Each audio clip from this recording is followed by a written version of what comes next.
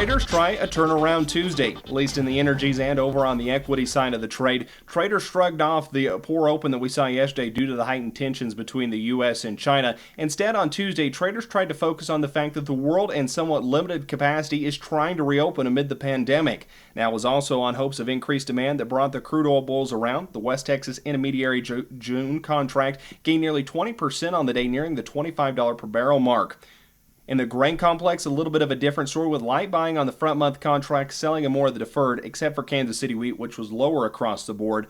Now, before the opening bell on Tuesday, we did see China and Mexico come in and buy soybeans and corn, which was a positive note to traders, showing that global demand is still with the U.S. in terms of price.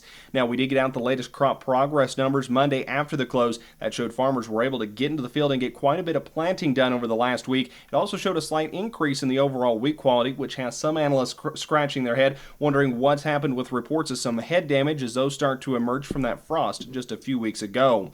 We see the December new crop corn futures settle $3.3425. We see November new crop soybeans settle $8.46.5. July Chicago wheat futures settled at $5.2075, while July Kansas City wheat futures settled at $4.84 even.